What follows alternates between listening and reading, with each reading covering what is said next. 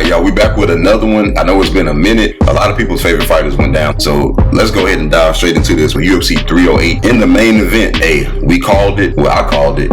Ilia knocks out Max Holloway. I saw this coming a mile away. In fact, we have a short up right now that was put up weeks ago where I told y'all it was going to happen. It was a combination of a few things that I saw leading up to this fight, where in the Korean Zombie fight against Max Holloway, Korean Zombie had Max hurt. It's just that when he ran in to try to finish the job, he left his chin right up in the air. He got cracked, and then he ended up getting finished.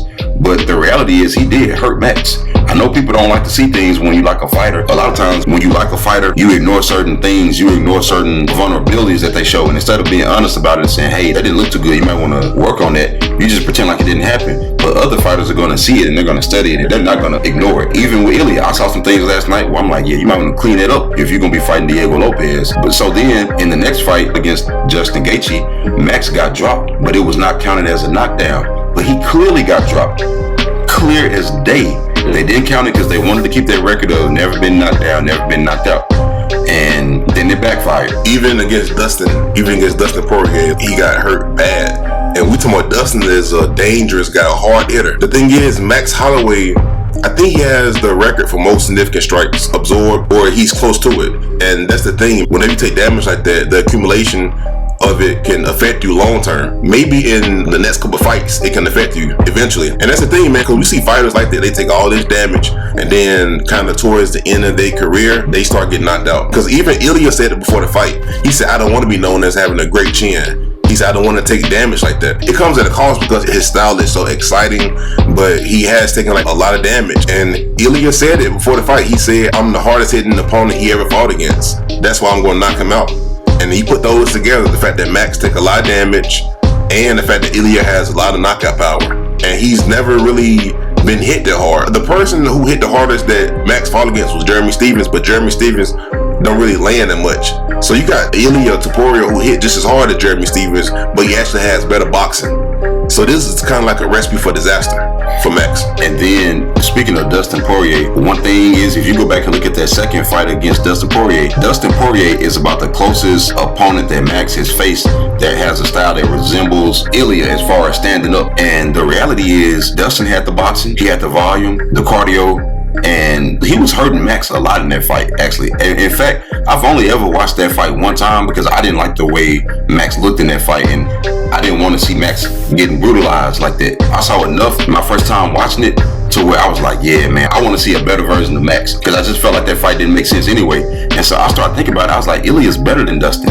Ilia today is better than Dustin ever been. And when you add in the fact that he got the grappling, and the first thing he did at the beginning of the fight is picked him up and slammed him. He didn't keep him down, but the reality is that was still in his bag. He could have used it later on in the fight if he needed. And he probably was going to try to use it later on in the fight to steal rounds if he needed to go there. But that's what like a lot of people said. Like Daniel Cormier said that's one of Ilia's path to victory, mixing in the grappling or the takedowns with the striking. And that takedown, man, had some kind of effect on Max.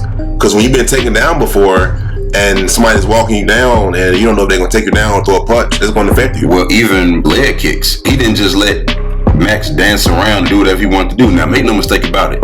They was going tit for tat. Both people were having their moments. And it come down to this. Max's best path to victory was a 25-minute decision. Mm-hmm. He was already down bad. Just off of the fact that you have to last 25 minutes. You literally cannot get hit clean. You got to avoid the takedowns, the submissions. And also, Ilia's kind of tailor-made to beat Max another way, and that's the cardio. Because you got to understand, even when Max beat Jose was winning those fights. Nobody's talking about this. Jose was winning those fights.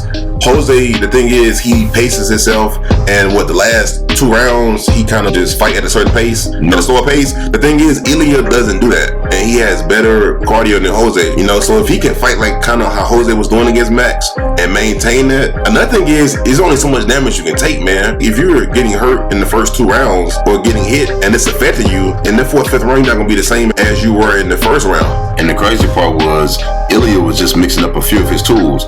At one point, halfway during the fight, to the extent that it lasted, they mentioned that he hadn't really gone to the body that much.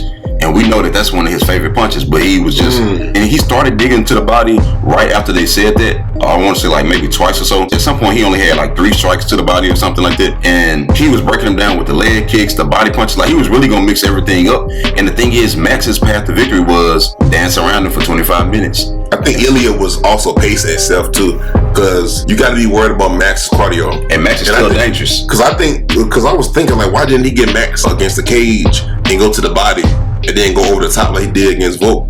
But I think he didn't want to throw too many punches and blow his wide against Marley and Max. And then Max turned up on you in the 4th and 5th round and he finished you, or he maybe win a close decision. You know what I'm saying? But I mean, it was kind of bad. It was kind of sad watching Max get knocked out, man. We had somebody say Max, he got knocked out because he fought Ilia with his hands down. And that's kind of how Max fight. He's won more fights than most other fighters fighting the exact same way. It's just when you fight certain people, you can't do that. And it wasn't about the hands down thing. It's the fact that Ilia has a ridiculous amount of power. The man just built a $2 million gym. He got access to some of the best training. He got a whole country behind him, giving him resources to maximize his physical gifts. Max fighting the way he fought last night would have beat a lot of other people. Again, they was going back and forth. Ilia had some moments and where Max had to be real careful, and Max had some moments where it was like, boy, can Ilia make it through this? And he crossed this threshold because Max is a champion level fighter who's been here before. You know, this ain't like Volk getting shocked and getting knocked out. Like, okay, now we know you're capable of that. So Max knew to be prepared for that, and Ilia was able to get past it, man. The thing is, somebody was talking about the BMF belt. They was talking about Ilia. He was walking around with the BMF belt and stuff like that. And Max at the press conference mentioned, you know, that belt is in another weight class and stuff like that. And it's like, yeah, dude, but if he beat you, that belt should have been on the line. It should be, because then it should jump from weight class to weight class. They would have brought value to the belt and made it more special. Because say Ilia fights Islam, and then say Islam beats Ilia and takes the BMF belt, and then say he goes up and fight the welterweight and they beat him, that belt should be able to jump from weight class to weight class, man. Man, you know what? It's almost turning into WWE a little bit with the weight classes and the belts. But another thing is, boy, the BMF belt, whoever win it, they always get beat in the next fight real bad, don't it? Don't it seem like? Yeah, it's true. I just thought about that, because a lot of people would never have predicted that Max would have lost like that. But, and like I said, Max didn't fight a bad fight. It looked like things was going his way, actually. And then they were just talking about it was volume versus power. And he was winning the volume game. And the power obviously was on Ilia's side. And he literally just got hit with a punch. The same punch that Ilia was barely missing, Max was covering up. And he just threw that same punch and it just landed and it rocked Max this time. I think the way to beat Ilia is very risky and very dangerous. But you got to kind of walk him down. I'm not saying stand trade with him. I'm not saying point to the ground. I'm not saying none of that, man. But it seems like Max did better when he was firing back. And a lot of times fighters who fight well going forward, their natural vulnerability is fighting back, because a lot of fighters cannot fight well walking forward and going back. A lot of people just can't do both. We rarely see that.